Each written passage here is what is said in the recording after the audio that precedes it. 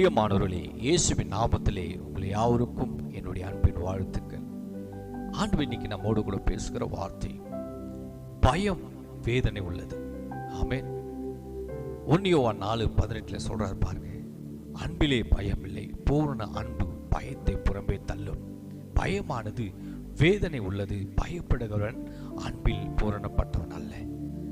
யார் இயேசு கிறிஸ்துடைய அன்பு தரித்திருக்கிறீர்களோ அந்த அன்பிலே பயம் இல்லை. ஆமென்.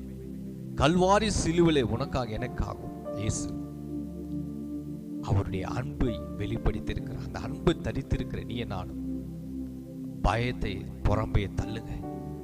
இந்த பயமானது வேதனைக்குள்ளே நம்மளை கொண்டு போகும். அதனால ஒருவர் கூட பயப்படக்கூடாது. என்ன வெறி பிரச்சனை வந்தாலும் அவர் உங்களுக்காக சிலுவையிலே எல்லாவற்றும் செய்து முடித்திருக்கிறார்.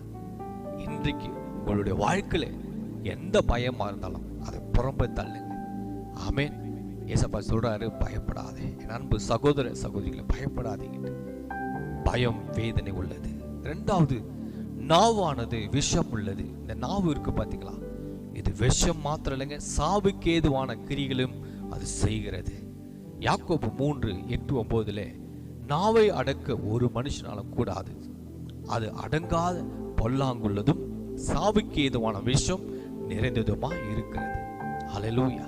என் அன்பு தெய்வ பிள்ளைகளே, நாவை அடக்க ஒரு மனுஷனாலும் கூடாது என்று அவரே சொல்லியிருக்கிறார். இந்த நாவை நம்ம அடக்கலைன்னா சாவுக்கு ஏதுவான விஷயங்கள் நிறைந்ததான சூழ்நிலை உண்டாகும். இதனால பிரச்சனைகள், மரணம் கூட நேரிடும். இந்த நாவால வருகிற பிரச்சனைகள் அதை அடக்க ஒருவரால முடியாது. அதனால்தான் அந்த நாவை நீங்கள் காத்து கொள்ளணும், ஜாக்கிரதையா இருக்கணும், எச்சரிக்கையா இருக்கணும். அதனை 9 சொல்றாரு, அதனாலே நாம் பிதாவாகிய தேவனை துதிக்கிறோம், மனுஷரையும் அதனாலே சபிக்கிறோம். ஆமென். இப்படி இருக்கக்கூடாதுன்னு கர்த்தர் சொல்றாரு. மூன்றாவது, பாவம் அழிவுள்ளது.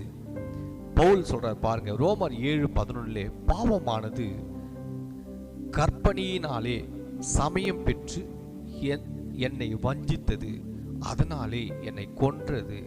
ஆமென். இந்த சவுல், அதாவது முன்னே ஒரு பவுலா இந்த முன்னே சவுல் சொல்றாரு, பாவம் என்னை கற்பனையினாலே சமயம் பெற்று என்னை வஞ்சித்து அதனாலே என்னை கொன்றது.